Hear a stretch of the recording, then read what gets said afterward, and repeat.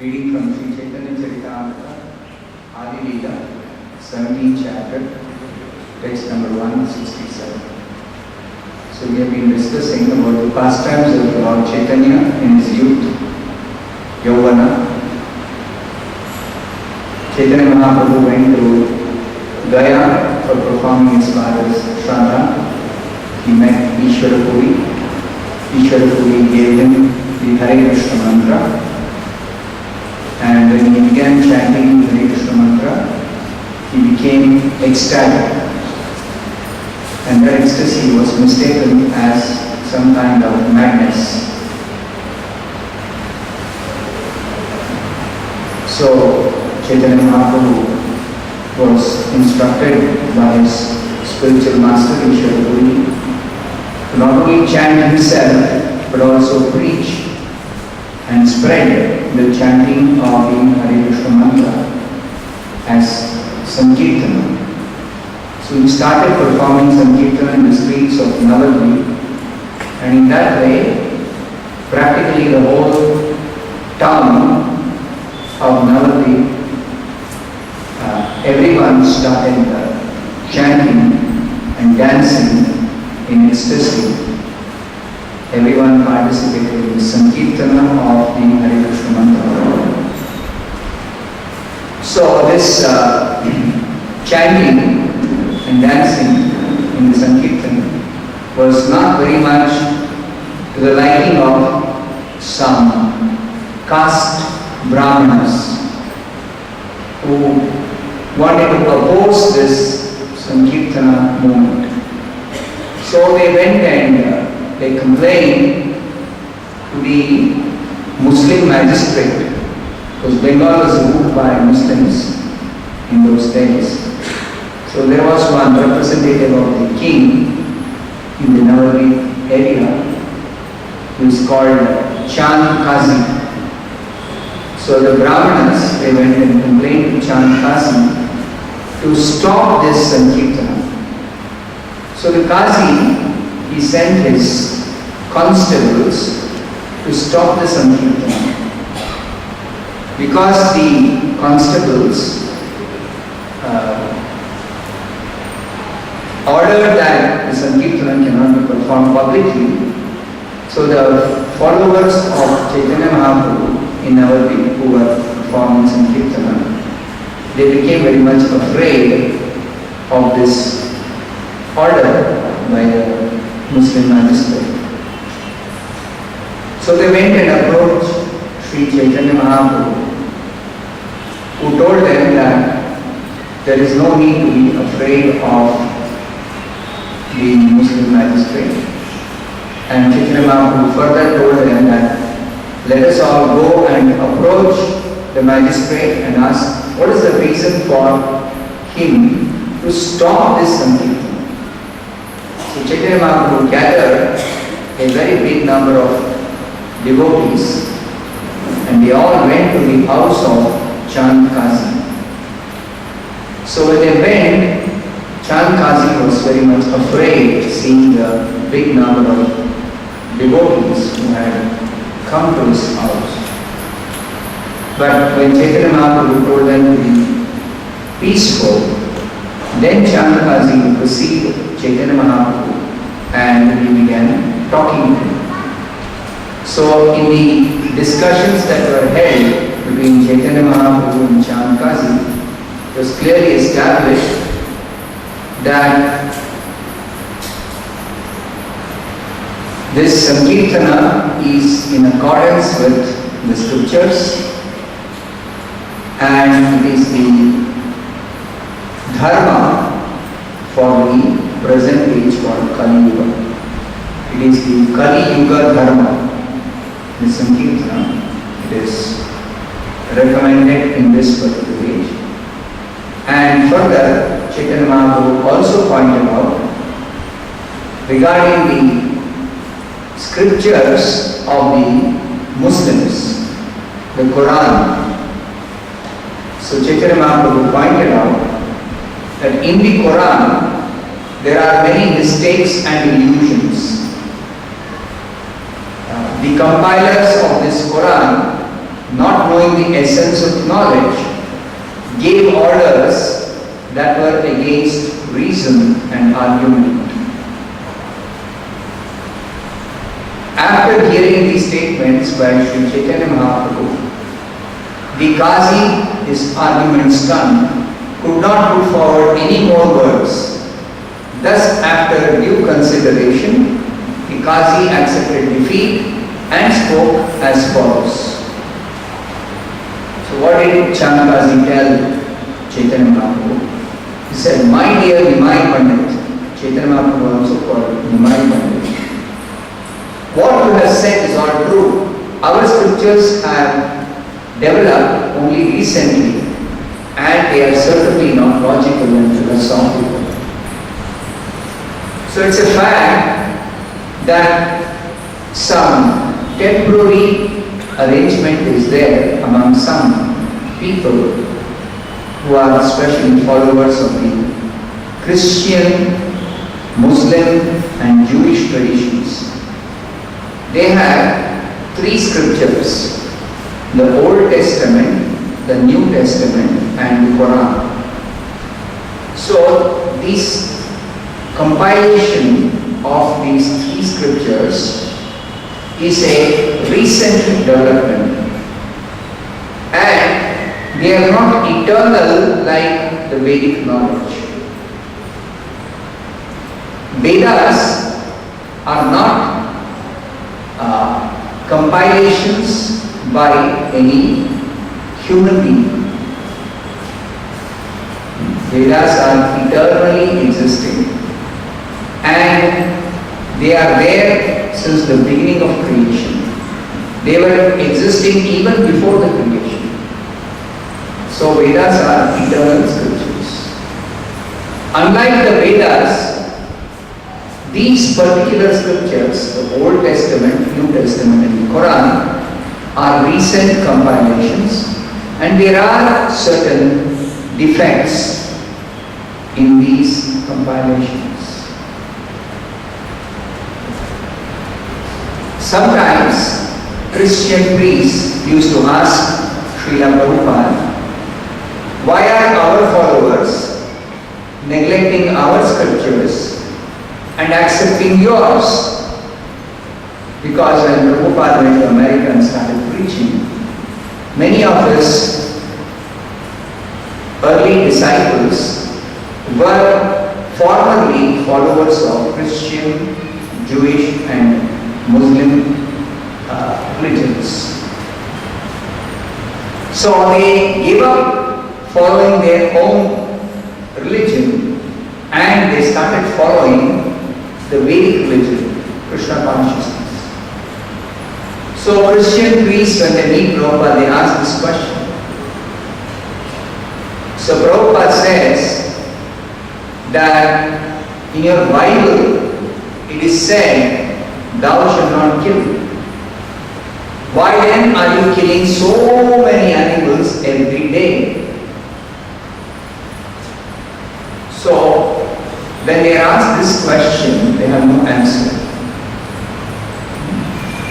In those countries where most of the people follow this Christian or Jewish or Muslim religions, they have very, very big slaughterhouses, and they kill animals by millions.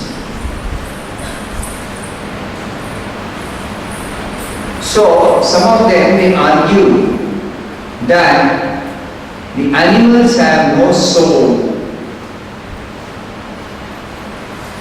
So Prabhupada points out that this argument is not a very valid argument. How do you know that animals have no soul? They say that animals have no soul because they are not very much developed in their intelligence. Now Prabhupada says, by that logic, even small children, they don't have developed intelligence. So both animal and children are innocent. They are not very much of developed intelligence. So does this mean that even the children can be killed because they don't have developed intelligence? So we understand from the Vedic scriptures, especially from the Bhagavad Gita, that every living being has got a body inside which there is a soul. And the soul is changing bodies, whether it is an animal body, or the body of a bird, or the body of a reptile, body of a human, or the body of a demigod. All souls in this material world are changing their bodies. So, because the soul is within the body is changing form.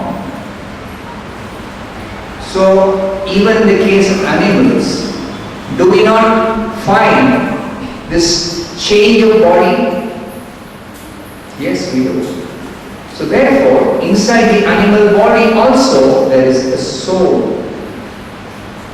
So this is a truth or a reality that is established in the Vedic scriptures, which are perfect. But the other scriptures, they don't have very clear understanding of the spirit soul. Even though they also talk something about soul, but they don't have clear understanding. What is the soul? What is the body? What is the distinction between the body and the soul? This they do not know very clearly. Therefore, when intelligent persons who want scientific explanation about who we are, or who is God, what is our relationship, when they don't find scientific explanation for all these questions within their own religious scriptures, then they turn towards the Vedic scriptures, and when they find clear answers, then they accept the Vedic system of practicing religion, which is the Sankirtana. So such intelligent persons, when they start following the Vedic scriptures, then their elders or their priests, they become very upset. So therefore, it is very clearly explained here that the scriptures written for the Muslims, Christians and Jews are temporary scriptures. They are not eternal scriptures. And they contain some basic principles of religion, but they are not very much scientifically explaining everything about religious principles. They cannot explain much about the kingdom of God. They cannot explain much about the soul. They cannot explain much about the spiritual life. They just give some very, very basic principles. So such basic principles are inadequate for an intelligent person who has got a scientific mind or a scientific temperament. Therefore, the Vedic scriptures are very, very scientific, and they can answer all questions of even the most intelligent and thoughtful men. It's like Parikshit Maharaj. He was the most intelligent king of his time. So he inquired from Shukadeva Goswami, and before he inquired from Shukadeva Goswami, he inquired from other saintly persons. What is the duty of a person who is about to die? And how can he achieve perfection within 7 days? Because Parikshit Maharaj had only 7 days time. So for this question, many saintly persons were unable to give proper reply. But that does not mean that there is no answer. The perfect answer was given by Shukadeva Goswami, who was the greatest transcendentalist of his time. So the most intelligent king, Parikshit Maharaj, he made very intelligent inquiries, and the perfect answers, complete answers, were given by the most advanced transcendentalist, Shukadeva Goswami. So in this way, the Vedic scriptures contain answers to all questions concerning religion, concerning spirituality. And even the most intelligent person can find answers to all his questions within the Vedic scriptures. So the Vedic scriptures are eternal. Shukadeva Goswami is speaking to Parikshit Maharaj. He is not giving some new knowledge. He is quoting the other scriptures and he is explaining based on the eternal Vedic scriptures what is the proper understanding about religion, about dharma, etc. So here again, Chaitanya Mahaprabhu is pointing out that this religious scriptures of the Yavanas, the meat-eaters, the Mlechas, the uncultured persons, is actually full of so many defects. Because these are recent compilations. They serve a temporary, time-being purpose. Just like the Buddhist scriptures or the Buddhist religious system. Buddha came to stop animal killing in the name of Vedic sacrifices. Nindasi yajna videra ashruti jantam. Before Buddha incarnated, people were killing animals in the name of performing sacrifice. But actually, even though the Vedas allow animal killing in sacrifice, but there are many restrictions. People in Kali Yuga don't care about such restrictions. They indiscriminately kill the animals in the name of sacrifice. And the poor animals have to suffer so much. All because people are addicted to eating animal flesh. So to stop this misuse of the concession given in the Vedic scriptures, Buddha incarnated and stopped this animal killing in the name of sacrifice. So he declared ahimsa, non-violence, as the supreme dharma. Ahimsa paramo dharma. Now this is not what the Vedic scriptures are teaching. Even though ahimsa is explained in the Vedic scriptures, certainly ahimsa is not the topmost religious principle. It is a sub-religious principle. It is upadharma. It is a preliminary requisite for practicing dharma. The real dharma is to render devotional service to the Supreme Personality of Godhead. But because Buddha had to stop this animal killing in the name of following Vedic scriptures, doing sacrifice, so he denied the Vedas and he declared ahimsa as the topmost religious principle.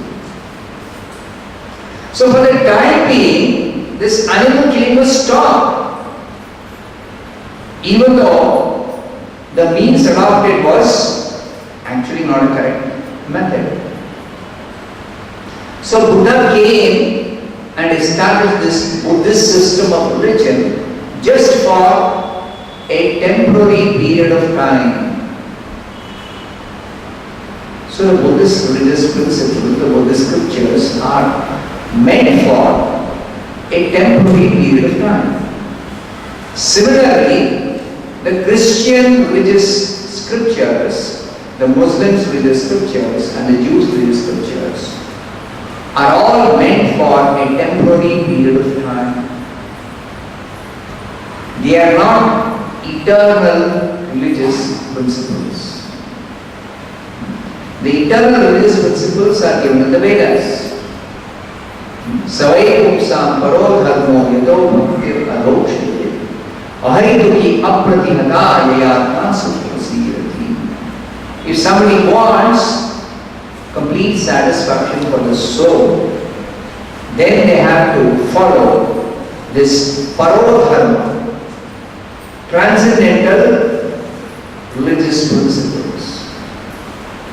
Transcendental religious principles are beyond considerations of time, beyond considerations of place, beyond considerations of society, or social condition, etc. They are eternal principles for all time, for all people, for all places, for all circumstances. Just like devotional service to the Supreme Personality of Godhead is meant for all time. It is meant for all time. It is eternal principle to be followed by everybody. Just like chanting the name of God in Kali Yuga is meant for everyone. In fact, devotees now have discovered that even in the Muslim scriptures, there is so much mention about the glorification of God by chanting His name. Even the Christian scriptures, even the Jewish scriptures, in all scriptures, the glorification of God through chanting His holy name is very much described. So you see how people have neglected that. They are not so much following this principle, eternal religious principle of chanting the holy names of God and glorifying God. That they are not following. Instead, they are stuck to following some rituals in which they can liberally kill animals and eat animal flesh. Exactly what was going on in our Hindu society before the advent of Buddha. The same thing is going on now in the society of these people who are followers of the other religious systems. So the Acharyas, the Supreme Lord Himself, as Chaitanya Mahaprabhu and all the Acharyas, they come and point out that these temporary religious systems actually are not eternal principles. The eternal principles are given in the very scriptures and also pointed out in the other scriptures that the real religious principle is to chant the holy name of the Supreme Lord. And this can be done by anybody, should be done by everybody. So, Chaitanya Mahaprabhu taught this principle of chanting Hare Krishna, Krishna Krishna, Hare Hare, Hare Ram, Ram Ram, Hare Hare. So now we shall chant this Hare Krishna mantra under many times. So this is the eternal religious